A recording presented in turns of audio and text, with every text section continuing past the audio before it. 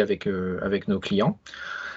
Et puis, un certain nombre d'experts, donc certifiés, donc des certifications Microsoft, pour effectivement accompagner les clients sur un certain nombre de sujets, le modern workplace, l'intelligence artificielle, l'IoT, le move to cloud, etc. Alors, maintenant qu'on a présenté Metis, moi j'avais une question d'ordre général pour commencer, si tu veux bien, Samir. C'est pourquoi ce vif intérêt, on pourrait presque parler de passion chez toi, pour l'IoT et l'IA? Donc, je vais parler pour ma part vraiment aussi, on va dire d'un point de vue entreprise, donc Métis, mais également à titre personnel. Je vais démarrer par l'entreprise. C'est vrai que chez Métis, on intervient chez des industriels dans plusieurs secteurs d'activité, et c'est vrai qu'on intervient auprès des DSI, naturellement, sur des sujets d'infrastructure, de cloud, d'identité, de sécurité. Mais c'est vrai qu'on a vu de plus en plus de nouveaux besoins émerger, liés vraiment à l'usage des nouvelles technologies, donc IoT et IA, mais également pour changer la façon de travailler en interne, et développer de nouveaux business models ou transformer l'entreprise. Donc, vraiment pour répondre à ces nouveaux besoins, que Métis également s'est adapté et a fait évoluer ses offres en rajoutant une practice au niveau national qui s'appelle Digital Intelligence and Data. C'est vraiment au sein de cette practice-là où on va intervenir pour des sujets d'applications modernes, de BI, de Big Data, jusqu'à aller à l'IoT, à l'industrie 4.0. Bien évidemment, on a des équipes sur la partie technique, mais également des équipes sur la partie accompagnement changement, qui est un sujet vraiment important pour prendre en considération le facteur humain sur ce type de projet. D'ailleurs, je profite de l'occasion pour dire qu'on recrute sur ces différents domaines. Après, pour ma part, à titre personnel, c'est vrai que j'ai eu l'occasion de travailler sur différents projets IoT et IA, sur différents secteurs d'activité, comme la Smart Building, Smart Home, donc, où la technologie apporte vraiment de la valeur et répond à un certain nombre de besoins. Et dernièrement, au sein de Métis, j'ai travaillé en particulier sur le secteur de l'agriculture. Ok, alors justement, si on parle agriculture, changement climatique, changement de mode de vie des consommateurs, désamour du grand public, donc ça c'est des mots dont on entend beaucoup parler dans l'actualité. L'agriculture d'aujourd'hui est confrontée à des enjeux majeurs comme jamais auparavant, c'est vraiment le sentiment qu'on a. Donc de ton vécu, quels sont les principaux enjeux actuels de l'industrie agricole? C'est vrai que déjà, pour répondre à cette question, c'est que c'est un secteur primaire et c'est un secteur essentiel, d'autant plus par rapport à la crise, on va dire, sanitaire actuelle. Et malgré ça, c'est qu'on voit pas mal de choses. On voit qu'il y a un manque d'attractivité sur ce secteur. Donc, ça se matérialise par une pénurie de main-d'œuvre et aussi une pénibilité au travail, puisqu'il y a un certain nombre de tâches qui sont compliquées ou pénibles. Mais également, il y a des enjeux vraiment au niveau global. Par exemple, un enjeu sur le changement climatique, puisque l'agriculture est vraiment en première ligne par rapport au changement climatique. On a également l'augmentation de la population mondiale, où selon l'ONU, la population mondiale va passer de 7 milliards à 10 milliards. Donc il faudra nourrir au niveau global toute cette population, parce qu'il y a des pays où il y a quand même de la famine. Donc là, sur ce secteur-là, c'est que ça veut dire qu'il faut avoir des rendements plus importants pour nourrir tout le monde, tout en ayant un impact, en tout cas en réduisant plutôt l'impact environnemental. De plus, ce qu'on voit, c'est que les exigences aussi des consommateurs sont de plus en plus importantes. L'exemple type, c'est le bio. On veut tous manger bio et on veut être sûr qu'on mange du bio. Ça veut dire qu'il y a aussi un enjeu de traçabilité. Et pour résumer, c'est que la promesse de la smart agriculture ou l'agriculture intelligente, c'est de produire plus, donc de meilleurs rendements, produire mieux, ça veut dire réduire l'empreinte environnementale, et produire pour tous. Et vraiment sur cet enjeu-là où le numérique peut être une formidable opportunité pour aller vers des modèles durables et responsables. Ok, donc en rentrant dans dans le vif du sujet, comme tu viens de l'évoquer, l'IoT, l'IA sont des mots qui sont très à la mode et donc on a tendance à vouloir l'appliquer à tout un tas de domaines. À t'écouter, ça semble quand même des technologies tout indiquées pour répondre aux enjeux de l'agriculture. Tu aurais des cas d'usage concrets de l'IoT, l'IA dans l'industrie agricole? Donc, en effet, pour répondre déjà à cette question, c'est qu'il faut comprendre que sur ce secteur-là, il y a principalement deux filières. Donc une filière végétale, on va parler d'exploitation agricole, de ferme, mais également une filière animale, donc on va parler d'élevage. D'ailleurs, que ce soit à l'extérieur ou à l'intérieur de bâtiments, type hangar. Et sur ces deux filières, on va trouver un certain nombre de cas d'utilisation des technologies IoT et IA. Donc, sur la filière végétale, on va par exemple trouver des cas d'usage où on va proposer de la surveillance en temps réel des cultures et des sols. On va également retrouver beaucoup l'analyse météo, puisque la météo a un impact fort sur ce secteur d'activité. On va aussi retrouver des cas d'usage autour de la prévision des récoltes, prévision des rendements. Également, on va retrouver la détection de maladies affectant les cultures, grâce notamment au deep learning. On va analyser des images, que ce soit de caméras ou de drones, par exemple. Et ça peut aller jusqu'à la robotisation, où on peut retrouver des robots autonomes qui vont effectuer des tâches pénibles, comme les semis ou d'autres tâches. Pour parler un peu de la filière animale, on va retrouver aussi beaucoup de cas d'usage intéressants, assez souvent pour améliorer le bien-être animal. Donc, en identifiant et en comptant automatiquement les animaux, mais également en surveillant le comportement. Et ça peut aller également jusqu'au contrôle de l'alimentation, la prédiction de la croissance des animaux et la prévention de la mortalité également. Donc voici quelques cas d'usage, et on est sur un secteur d'activité, en effet, où il y a énormément de cas et d'exemples intéressants qui apportent vraiment de la valeur.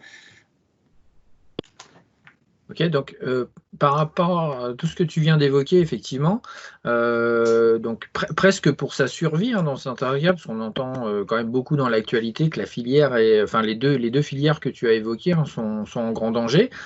Quelles seraient pour toi les étapes de mise en place d'une réponse technologique pour relever au mieux les enjeux que tu as évoqués? Donc, pour mettre en place une réponse technologique, il faut prendre surtout en considération toute la chaîne de valeur. J'entends prendre en compte les différentes briques technologiques, mais également les différents acteurs qui interviennent sur les différentes technologies, mais également prendre en considération le secteur d'activité en lui-même et les exploitants. Donc, pour mettre une réponse technologique, il y a 4 briques on va dire technologiques. Il y a les objets eux-mêmes, donc ça va être les produits. Donc, ça va être les produits. Et là, on va retrouver différents produits. Ça peut aller du capteur au sol, ça peut être des stations météo, ça peut être des caméras, ça peut être des drones ou même des images satellites. Donc, les acteurs qui interviennent sur cette première brique, assez souvent, c'est des fabricants de produits, fabricants de systèmes intelligents. Par la suite, ces systèmes ou ces produits, il faut les rendre communicants. Donc, c'est là où on a une deuxième brique technologique qui est les réseaux de communication. Donc, historiquement, on va retrouver des acteurs comme les opérateurs de télécom, mais on peut aussi retrouver des opérateurs spécialisés dans l'IoT, comme LoRa et Sigfox. Par la suite, la troisième brique, ça va être le cloud, puisqu'on va connecter les produits en utilisant les réseaux de communication au cloud pour récupérer de la donnée, la stocker, l'analyser. Et c'est là où on retrouve des acteurs ou des fournisseurs cloud comme Microsoft avec l'offre Azure. Et cette offre va proposer un certain nombre de services utilisable facilement et rapidement. Puis la quatrième brique technologique, on va retrouver vraiment les services et les applications. Et là, c'est vraiment pour proposer des services, on va dire, aux métiers, aux exploitants. Et c'est là, les acteurs qui vont intervenir, ça va être des intégrateurs comme nous, Métis, mais également ça peut être des startups qui vont fournir aussi des services très, très spécifiques. Je rajouterai un élément à prendre en considération quand on met en place une démarche IoT IA, c'est vraiment les données, puisque en effet les données jouent un rôle important dans la mise en place d'une réponse technologique, puisque sans données, c'est très difficile d'entraîner des modèles IA ou proposer des services vraiment pertinents.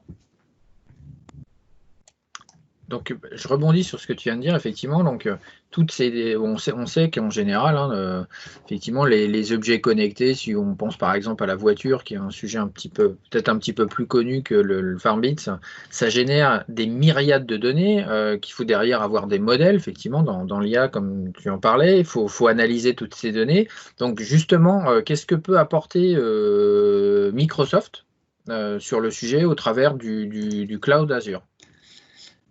Donc, en effet, Microsoft travaille sur ce segment d'agriculture, mais ce qui était intéressant, c'est vraiment l'histoire. C'est que finalement, sans cloud, on est obligé de vraiment prendre en considération toutes ces briques, et ça peut être très compliqué, et ça prend du temps à mettre en place finalement une réponse technologique. Et c'est là où Microsoft a deux approches sur le monde IoT IA. Donc, soit une approche PaaS, ça veut dire qu'il faut construire sa solution sur la base de services Azure PaaS. Sinon, la deuxième solution, c'est vraiment utiliser une solution SaaS. Donc, et là, Microsoft propose une solution qui s'appelle Azure Farmbits, qui est une solution clé en main pour le domaine de l'agriculture.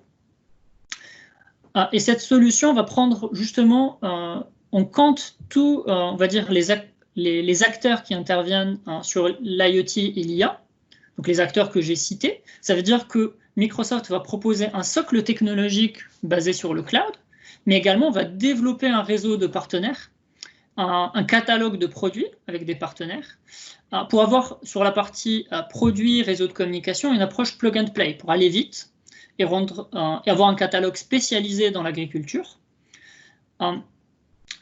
D'ailleurs, Microsoft a un responsable de cette offre-là au niveau France, qui justement travaille sur cet aspect-là, de développer vraiment l'écosystème.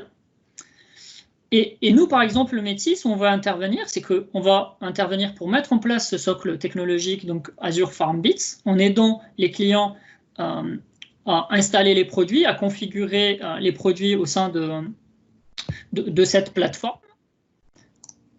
Et comment on va le faire? C'est qu'on va déployer Azure Farmbits depuis la marketplace Azure. Puis, Microsoft a déjà préconfiguré ce qu'on appelle un accélérateur qui permet de brancher via un catalogue de produits rapidement soit des capteurs au sol, soit des drones, soit utiliser des images satellites.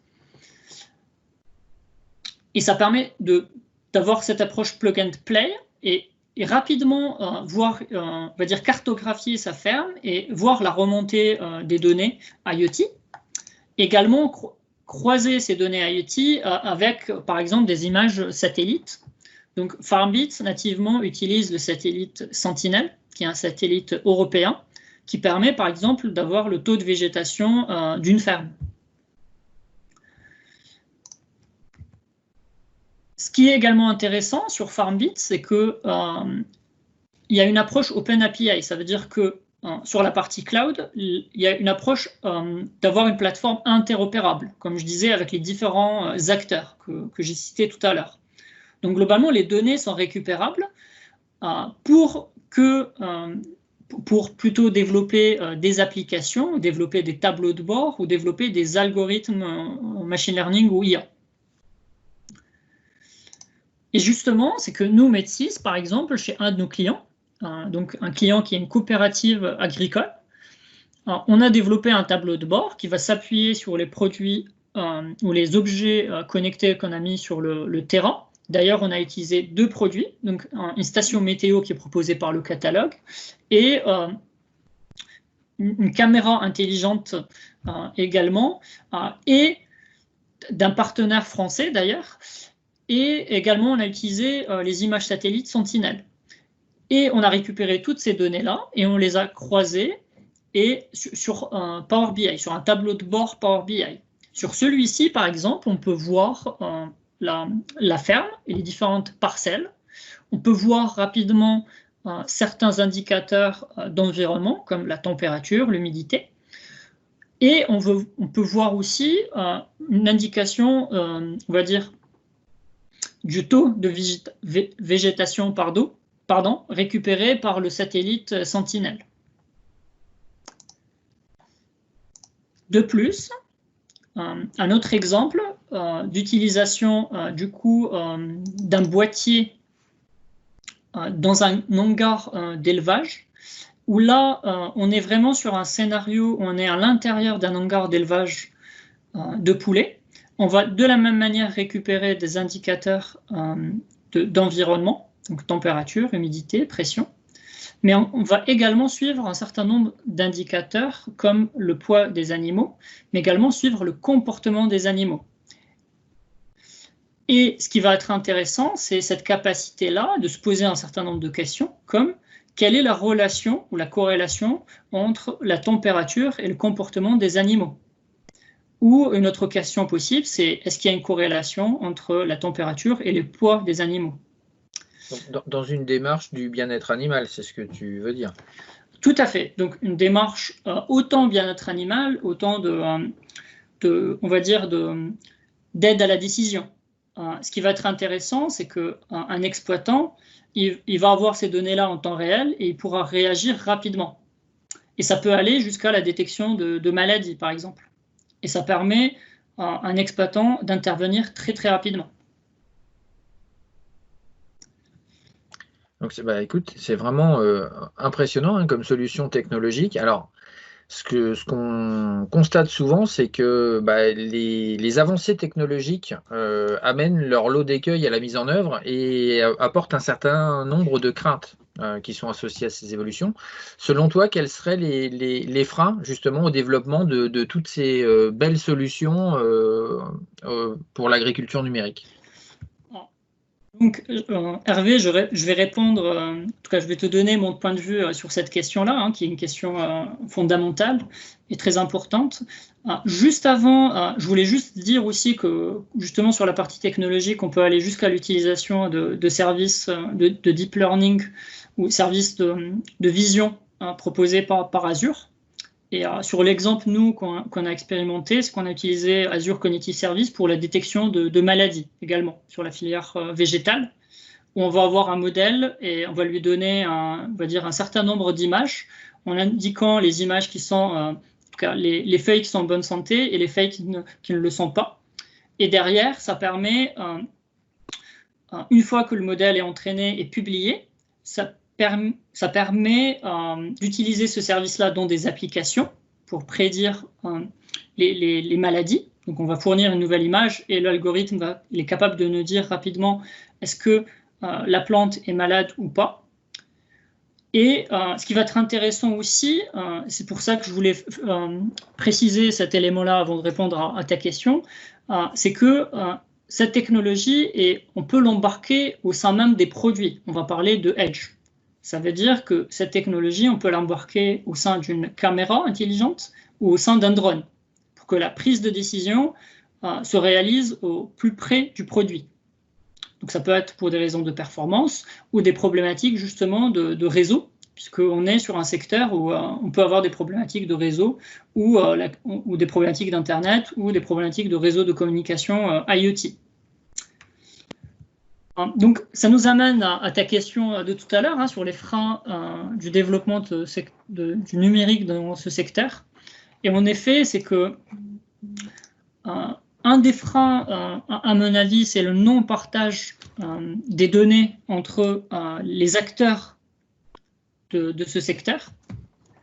Donc, on va parler d'interopérabilité. Donc, c'est important que les données, plutôt les plateformes soient ouvertes et que les acteurs communiquent entre eux et partagent les données, parce que sans ces données-là, ça sera compliqué d'entraîner des modèles et de proposer des services d'intelligence artificielle pertinents.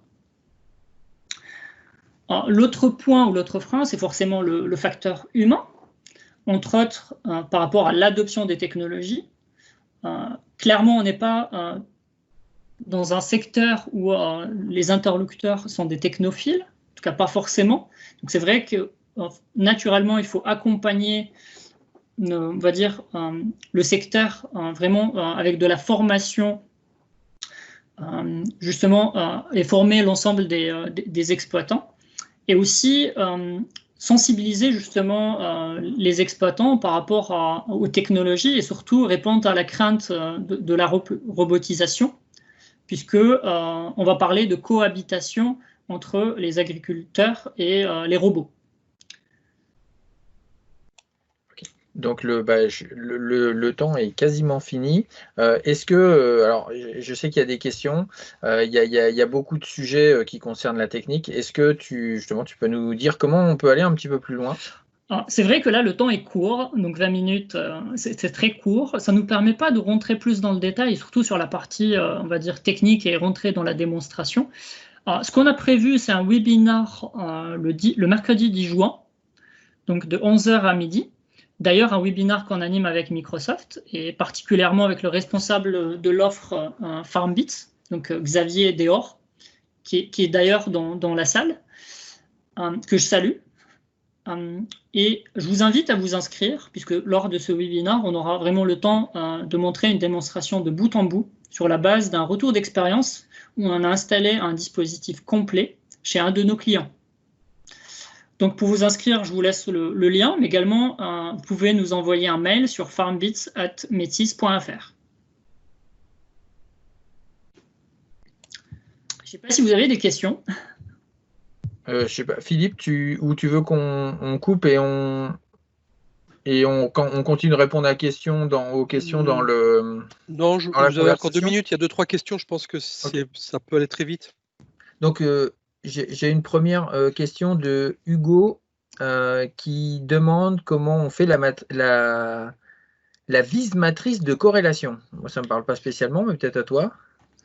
Oui, donc effectivement, du coup, ça, je pense qu'on rentrera plus dans le détail dans le webinaire, mais en tout cas, excellente question. Donc, je pense que ça fait référence au tableau de bord qu'on a montré tout à l'heure. On essayait d'avoir des corrélations entre les données au sol, en tout cas les données d'environnement, comme la température, l'humidité et d'autres données d'environnement avec justement le comportement des animaux.